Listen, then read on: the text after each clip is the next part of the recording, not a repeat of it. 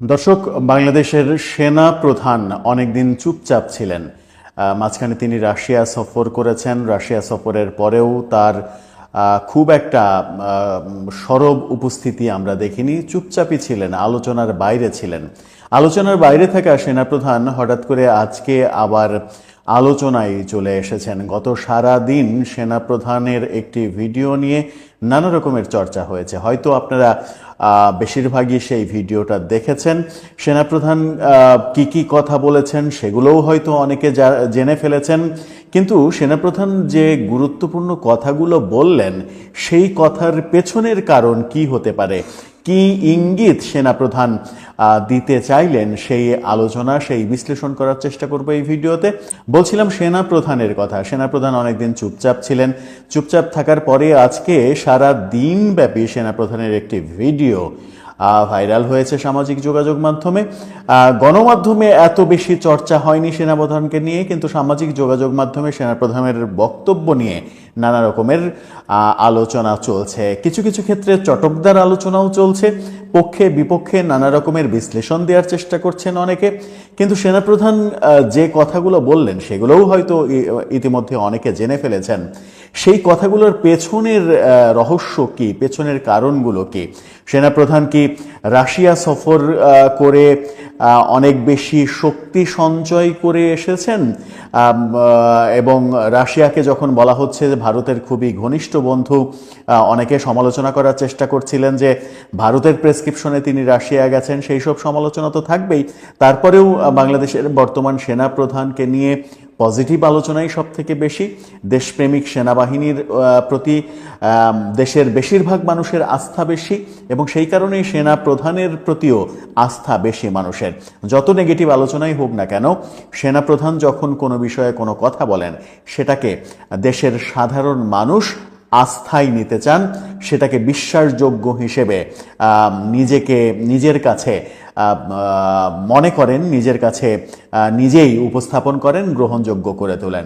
সেনাপ্রধানের সেই কথাগুলোর বিশ্লেষণে যদি যাই, সেনাপ্রধান বললেন যে বিনা অপরাধে কারো বিরুদ্ধে মিথ্যা মামলা করা যাবে না। যখন এই কথা বললেন সেনাপ্রধান, তখন এই কথার পেছনের রহস্য কি দাঁড়ায়? পেছনের রহস্য দাঁড়ায় এটাই যে বিনা অপরাধে অনেকের বিরুদ্ধেই মামলা করা হয়েছে, এটা আর করা যাবে না। সেনাপ্রধান বাস্তবতাটা মেনে নিলেন যে হ্যাঁ, বিনা অপরাধে অনেকের বিরুদ্ধে মামলা মোকদ্দমা করা হয়েছে, হয়রানির কারণে করা হয়েছে, তুচ্ছ কারণে করা হয়েছে, কিন্তু সেগুলো আর করা যাবে না। উদাহরণ হিসেবে যদি আমি একটা উদাহরণ দিই, বাংলাদেশের ক্রিকেটের সুপারস্টার সাকিব আল হাসানকে নিয়ে ঢাকার একটা হত্যা মামলার তাকে আসামি করা হয়েছে, এবং সাকিবের সেই মামলার যিনি বাদী তিনি নিজেও জানেন না সাকিবকে আসামি করা হয়েছে। এরকম উদ্ভুতুড়ে মামলা যে হয়েছে দেশে, সেই বাস্তবতা সেনাপ্রধান মেনে নিলেন। মেনে নিয়ে অবশেষে সেটার বিপক্ষে তিনি স্পষ্টভাবে তার অবস্থান ব্যক্ত করলেন এবং বললেন যে বিনা অপরাধে কারো বিরুদ্ধে মামলা মোকদ্দমা আর করা যাবে না। যা হয়েছে সেগুলোতেই ক্ষান্ত থাকতে হবে। সেগুলোতেই যারা এতদিন এই মামলা মোকদ্দমার ব্যবসা করেছেন তারা কি ক্ষান্ত দেবেন, নাকি এই ব্যবসাটা আরো চালিয়ে যাবেন? সেই আলোচনা তো রয়েছেই। এরপরে সেনাপ্রধান যেটা বললেন, খুবই গুরুত্বপূর্ণ কথা, যদি মামলা রাজনৈতিক উদ্দেশ্যে মিথ্যা মামলা মনে হয় তাহলে ওই মামলা প্রত্যাহার করে নেওয়া হবে, তুলে নেওয়া হবে। সেই ক্ষেত্রে সরকারের সঙ্গে একটা দ্বান্দ্বিক অবস্থা তৈরি হবে কিনা, সরকার সেই মামলা তুলে নিতে আদৌ রাজি হবে কিনা, অনেক মামলার ক্ষেত্রে সরকারের প্ররোচনা আছে কিনা, সরকারের সমর্থন রয়েছে কিনা, এরকম আলোচনা কিন্তু সমাজে রয়েছে। অনেকেই মনে করেন যে বহু অদ্ভুতুড়ে মামলার সঙ্গে সরকারের কোনো না কোনো কলকবজার যোগাযোগ রয়েছে, সেটা হোক উপদেষ্টা, হোক সরকারের পক্ষের সমন্বয়ক, এরকম যোগাযোগ রয়েছে। এরকম যোগাযোগ যখন রয়েছে তখন সেই মামলাগুলো আদৌ প্রত্যাহার করা যাবে কিনা সেই শঙ্কা তো থাকছেই। কিন্তু সেনাপ্রধান দ্ব্যর্থহীন কণ্ঠে বললেন সেগুলো থাকবে না, সেগুলো তুলে নেওয়া হবে। এরপরে যেটা বললেন সেটা হচ্ছে পুলিশ সহ সকল আইন শৃঙ্খলা বাহিনী কারো আজ্ঞাবহ হবে না, তারা তাদের কাজ স্বাধীনভাবে পরিচালনা করবে। তার মানে পুলিশকে রাজনৈতিকভাবে ব্যবহার করা এর আগে যখন রাজনৈতিক সরকার ছিল তখনও হয়েছে, এখনো হচ্ছে, সেই বাস্তবতাটা তিনি মেনে নিলেন। কিছুদিন আগে স্বরাষ্ট্র উপদেষ্টাকে আমরা বলতে শুনেছি যে পুলিশকে তিনি অর্ডার দিয়েছেন আওয়ামী লীগের মিছিল যেন না হয়, মিছিল ঠেকাও, এবং মিছিল ঠেকাতে যদি কোনো পুলিশ ব্যর্থ হয় তাহলে তার বিরুদ্ধে বিভাগীয় ব্যবস্থা নেওয়া হবে। এই যে বেআইনি নির্দেশ দিলেন এবং বেআইনি নির্দেশের ফলে সেই বেআইনি নির্দেশ অমান্য করলে পুলিশের বিরুদ্ধে অ্যাকশন নেওয়া হবে, এটাই পুলিশকে রাজনৈতিকভাবে ব্যবহার করার একটা উদাহরণ। এর আগে আমরা আওয়ামী লীগ সরকারের আমলে, তার আগে বিএনপি সরকারের আমলে, রাজনৈতিক সরকারের আমলে পুলিশকে রাজনৈতিক হাতিয়ার হিসেবে ব্যবহারের দৃষ্টান্ত দেখেছি। যে দৃষ্টান্ত দল নিরপেক্ষ এই সরকারের আমলেও আমরা দেখছি। সেখানেই সেনাপ্রধান খুবই গুরুত্বপূর্ণ মন্তব্য করে বসলেন। এবার এরপরে যেটা বলেছেন সেটা খুব ইন্টারেস্টিং, সেটা হচ্ছে যে সবার রাজনৈতিক মিছিল মিটিং করার সমান অধিকার থাকবে। স্বরাষ্ট্র উপদেষ্টার কথা বলছিলাম যে তিনি স্পষ্টই বলেছেন যে আওয়ামী লীগের মিছিল মিটিং যদি হয় তাহলে পুলিশের বিরুদ্ধে ব্যবস্থা নেওয়া হবে। সেনাপ্রধান বলছেন যে সবার সকল অধিকার সমান অধিকার থাকবে। সেটাকে আদৌ বাস্তবায়ন করা সম্ভব, নাকি সেনাপ্রধান সরকারের সঙ্গে একটা দ্বান্দ্বিক অবস্থানে চলে যাবেন এই স্পষ্ট কথার ভিত্তিতে? সরকার কি এতে রাজি হবে? সরকার কি আদৌ সেনাপ্রধানের সঙ্গে একমত হবে যে সকলের সমান অধিকার রয়েছে? সেনাপ্রধানের এই কথাগুলোতে স্পষ্ট বোঝা যায় যে আন্তর্জাতিক চাপ তার উপরে যথেষ্ট পরিমাণ রয়েছে এবং আইন শৃঙ্খলা বাহিনী যখন এই ধরনের মানবাধিকার লঙ্ঘনের মতো ঘটনা ঘটাবে এবং সবার অধিকার যখন খর্ব হবে, তখন কিন্তু সেনাবাহিনীও দোষের মধ্যে চলে আসবে। সেনাবাহিনীর উপরেও দোষারোপ করার একটা হেতু তৈরি হবে। এই কারণেই হেতু তৈরি হবে যে সেনাবাহিনী এখন মাঠ পর্যায়ে কাজ করছে, তাদের উপরে ম্যাজিস্ট্রেসি পাওয়ার দেয়া রয়েছে। সুতরাং সেনাবাহিনীও কিন্তু এই আইন শৃঙ্খলা রক্ষাকারী বাহিনীর একটা অংশ। সেই ক্ষেত্রে সেনাপ্রধান সতর্ক হতেই পারেন। জাতিসংঘের সতর্কতা থাকতে পারে, আন্তর্জাতিক মহলের সতর্কতা থাকতে পারে, জাতিসংঘের শান্তি মিশনে সেনাবাহিনীর অবস্থান বিতর্কিত হতে পারে। নানা কারণেই সেনাপ্রধান এই স্পষ্ট অবস্থান ব্যক্ত করতেই পারেন। এরপরে বলেছেন মব সহ্য করা হবে না, কারো বাড়ি ঘরে হামলা ভাঙচুর লুটপাট বরদাস্ত করা হবে না। যা সর্বনাশ তো হয়ে গেছে, মব যা হওয়ার হয়ে গেছে, এখন খুব একটা আর মবের প্রয়োজন হবে না। মব দিয়ে অনেক কিছুই ঘটিয়ে ফেলা হয়েছে। এখনও ছোটোখাটো মব হচ্ছে, পাড়া মহল্লায় ছোটোখাটো মবের সৃষ্টি আমরা হতে দেখেছি। এখন পর্যন্ত একটি মবেরও কোনো শাস্তি হয়নি। হ্যাঁ, আমরা একটা ব্যাপার শুধুমাত্র লক্ষ্য করেছি, সেটা হচ্ছে যে ইসরায়েলের বিপক্ষে, গাজার পক্ষে যে সমাবেশটা কিছুদিন আগে হয়েছিল, আলেম ওলামাদের ডাকে তৌহিদি জনতার যে সমাবেশটা হয়েছিল, সেই দিন সারা দেশে কোকাকোলা, কেএফসি, বাটা শোরুমে হামলা এবং লুটপাটের ঘটনা আমরা দেখেছি। সেই ক্ষেত্রে বেশ কিছু মানুষকে গ্রেপ্তার করেছে সরকার। এই একটি শুভ লক্ষণই সরকারের দেখা গেছে। তাছাড়া কোনো মবের বিরুদ্ধেই সরকার এখন পর্যন্ত তার স্পষ্ট অবস্থান যখন জানান দিতে পারেনি, তখন সেনাপ্রধান বললেন কোনো মব সহ্য করা হবে না, সকল মবের বিরুদ্ধে ব্যবস্থা নেওয়া হবে। এরপরে যেটা বললেন সেটা হচ্ছে যে খুবই গুরুত্বপূর্ণ কথা, ফ্রি ফেয়ার ইলেকশনের জন্য সেনাবাহিনীর যা কর্তব্য সেই কর্তব্যটা সেনাবাহিনী করবে। যতদূর যেতে হয় সেনাবাহিনী সেটা যাবে এবং সেই কাজ করবে। পুলিশ সহ সকল আইন শৃঙ্খলা বাহিনী দেশের পরিবেশ সুন্দর, শান্তি ও আইন শৃঙ্খলার পরিবেশ ভালো রাখার জন্য যা করণীয় তার ব্যবস্থা নেবে, এমনটা স্পষ্ট করেছেন। অর্থাৎ আগামী নির্বাচনে কোনো বিতর্কিত ব্যাপার যেন সামনে না আসে, নির্বাচন যেন বিতর্কিত না হয়, ফ্রি ফেয়ার ক্রেডিবল নির্বাচন যেন হয়। অবশ্য এই কথাই, এই বার্তায়, আজকের বার্তায় সেনাপ্রধান ইনক্লুসিভ নির্বাচনের ব্যাপারটা ডিটেল করেননি। এর আগে তার মুখে আমরা শুনেছিলাম গত 25 ফেব্রুয়ারিতে বিডিআর হত্যাকাণ্ডের বর্ষপূর্তিতে তিনি রাওয়া ক্লাবে একটা ভাষণ দিয়েছিলেন, যে ভাষণের পরেই মূলত সমন্বয়কদের সঙ্গে সেনাপ্রধানের দূরত্ব তৈরি হয়, সরকারের সঙ্গেও অনেকখানি হয়। সেখানে তিনি ইনক্লুসিভ নির্বাচনের কথা বলেছিলেন, যে সবাইকে নিয়ে ইনক্লুসিভ নির্বাচনের ব্যবস্থা করা হবে। আজকে তিনি ফ্রি, ফেয়ার, ক্রেডিবল নির্বাচনের কথা বললেন এবং সেই নির্বাচন করার জন্য, ফেয়ার একটা ইলেকশন করার জন্য সেনাবাহিনীকে যতদূর যেতে হয়, পুলিশ, আইন শৃঙ্খলা রক্ষাকারী বাহিনীকে যা কিছু করতে হয় সব কিছুই করবেন বলে স্পষ্ট ইঙ্গিত দিলেন। সেনাপ্রধানের এই ইঙ্গিতটা সরকারের সঙ্গে সাংঘর্ষিক হবে কিনা সেটাই এখন মুখ্য আলোচনার ব্যাপার।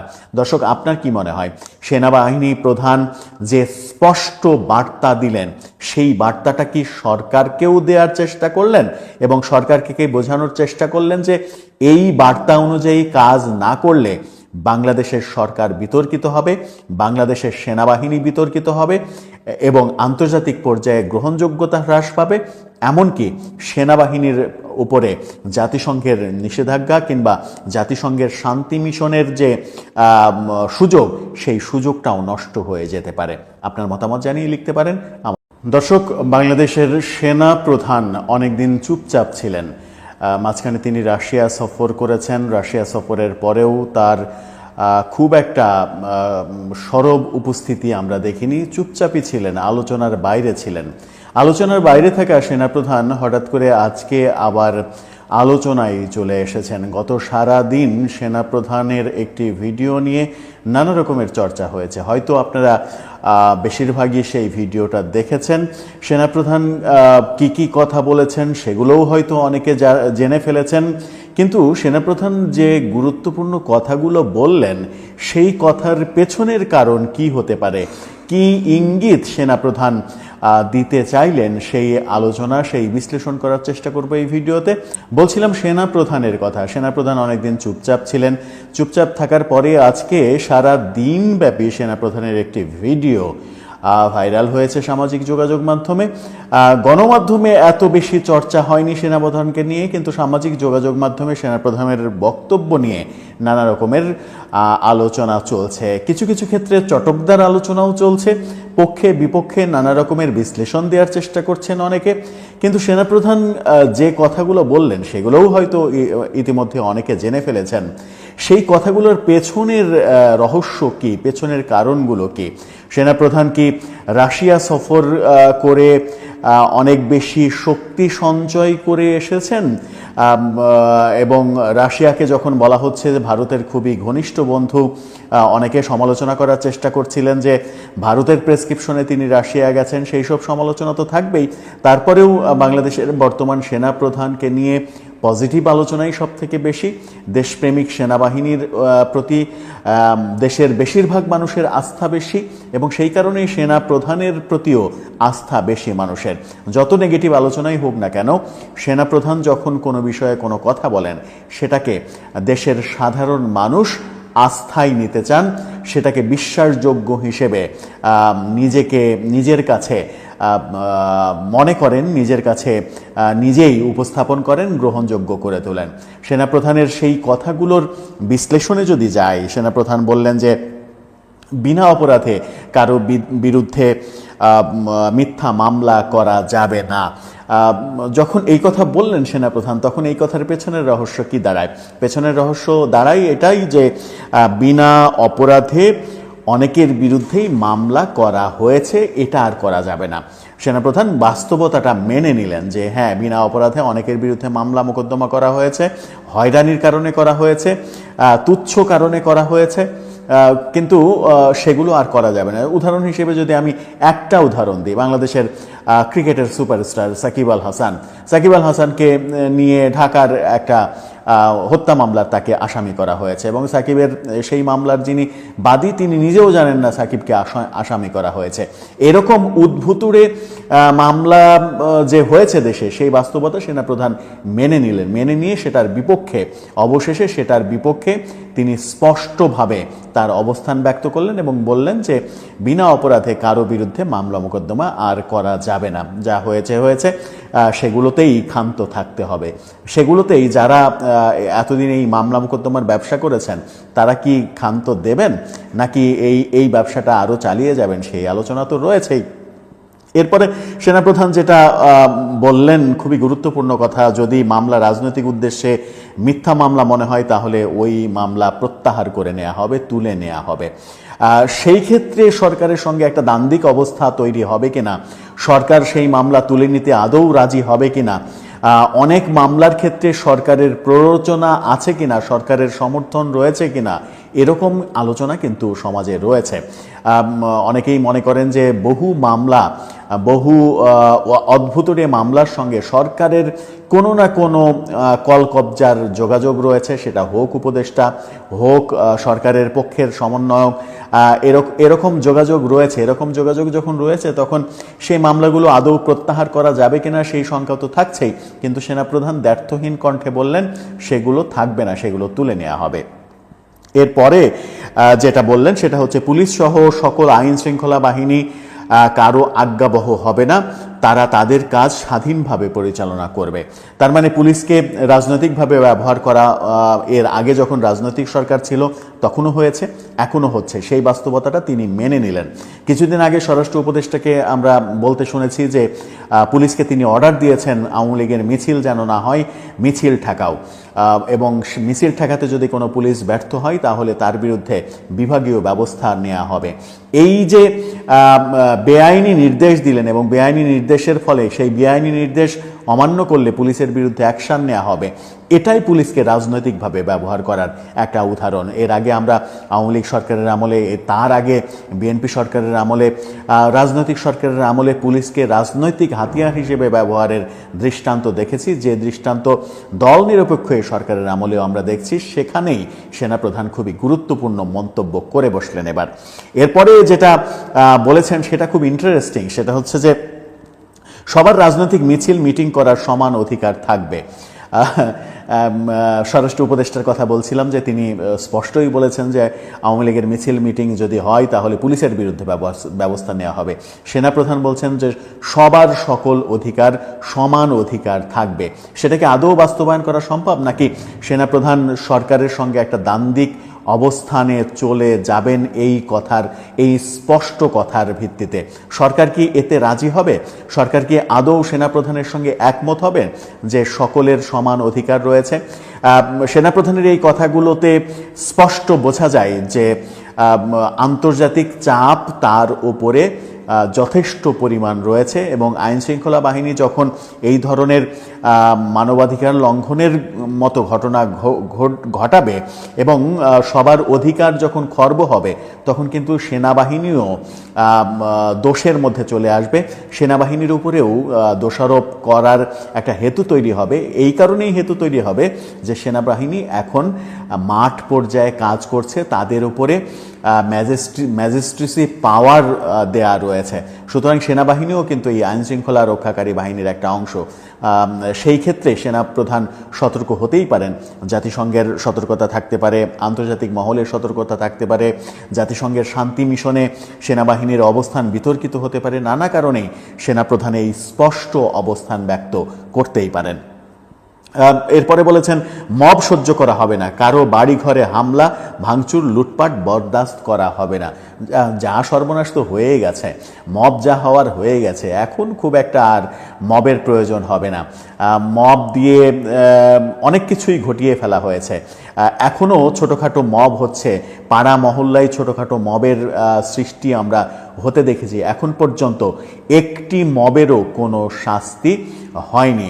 হ্যাঁ, আমরা একটা ব্যাপার শুধুমাত্র লক্ষ্য করেছি, সেটা হচ্ছে যে ইসরায়েলের বিপক্ষে, গাজার পক্ষে যে সমাবেশটা কিছুদিন আগে হয়েছিল, আলেম ওলামাদের ডাকে তৌহিদি জনতার যে সমাবেশটা হয়েছিল, সেই দিন সারা দেশে কোকাকোলা, কেএফসি, বাটা শোরুমে হামলা এবং লুটপাটের ঘটনা আমরা দেখেছি। সেই ক্ষেত্রে বেশ কিছু মানুষকে গ্রেপ্তার করেছে সরকার, এই একটি শুভ লক্ষণই সরকারের দেখা গেছে। তাছাড়া কোনো মবের বিরুদ্ধেই সরকার এখন পর্যন্ত তার স্পষ্ট অবস্থান যখন জানান দিতে পারেনি, তখন সেনাপ্রধান বললেন কোনো মব সহ্য করা হবে না, সকল মবের বিরুদ্ধে ব্যবস্থা নেওয়া হবে। এরপরে যেটা বললেন সেটা হচ্ছে যে খুবই গুরুত্বপূর্ণ কথা, ফ্রি ফেয়ার ইলেকশনের জন্য সেনাবাহিনীর যা কর্তব্য সেই কর্তব্যটা সেনাবাহিনী করবে, যতদূর যেতে হয় সেনাবাহিনী সেটা যাবে এবং সেই কাজ করবে। পুলিশ সহ সকল আইন শৃঙ্খলা বাহিনী দেশের পরিবেশ সুন্দর, শান্তি ও আইন শৃঙ্খলার পরিবেশ ভালো রাখার জন্য যা করণীয় তার ব্যবস্থা নেবে, এমনটা স্পষ্ট করেছেন। অর্থাৎ আগামী নির্বাচনে কোনো বিতর্কিত ব্যাপার যেন সামনে না আসে, নির্বাচন যেন বিতর্কিত না হয়, ফ্রি ফেয়ার ক্রেডিবল নির্বাচন যেন হয়। অবশ্য এই কথাই, এই বার্তায়, আজকের বার্তায় সেনাপ্রধান ইনক্লুসিভ নির্বাচনের ব্যাপারটা ডিটেল করেননি। এর আগে তার মুখে আমরা শুনেছিলাম গত 25 ফেব্রুয়ারিতে বিডিআর হত্যাকাণ্ডের বর্ষপূর্তিতে তিনি রাওয়া ক্লাবে একটা ভাষণ দিয়েছিলেন, যে ভাষণের পরেই মূলত সমন্বয়কদের সঙ্গে সেনাপ্রধানের দূরত্ব তৈরি হয়, সরকারের সঙ্গে অনেকখানি হয়। সেখানে তিনি ইনক্লুসিভ নির্বাচনের কথা বলেছিলেন, যে সবাইকে নিয়ে ইনক্লুসিভ নির্বাচনের ব্যবস্থা করা হবে। আজকে তিনি ফ্রি ফেয়ার ক্রেডিবল নির্বাচনের কথা বললেন এবং সেই নির্বাচন করার জন্য, ফেয়ার একটা ইলেকশন করার জন্য সেনাবাহিনীকে যতদূর যেতে হয়, পুলিশ আইন শৃঙ্খলা রক্ষাকারী বাহিনীকে যা কিছু করতে হয় সব কিছুই করবেন বলে স্পষ্ট ইঙ্গিত দিলেন। সেনাপ্রধানের এই ইঙ্গিতটা সরকারের সঙ্গে সাংঘর্ষিক হবে কিনা সেটাই এখন মুখ্য আলোচনার ব্যাপার। দর্শক, আপনার কি মনে হয় সেনাবাহিনী প্রধান যে স্পষ্ট বার্তা দিলেন সেই বার্তাটা কি সরকারকেও দেওয়ার চেষ্টা করলেন এবং সরকারকে বোঝানোর চেষ্টা করলেন যে এই বার্তা অনুযায়ী কাজ না করলে বাংলাদেশের সরকার বিতর্কিত হবে, বাংলাদেশের সেনাবাহিনী বিতর্কিত হবে এবং আন্তর্জাতিক পর্যায়ে গ্রহণযোগ্যতা হ্রাস পাবে, এমনকি সেনাবাহিনীর উপরে জাতিসংঘের নিষেধাজ্ঞা কিংবা জাতিসংঘের শান্তি মিশনের যে সুযোগ, সেই সুযোগটাও নষ্ট হয়ে যেতে পারে? আপনার মতামত জানিয়ে লিখতে পারেন আমার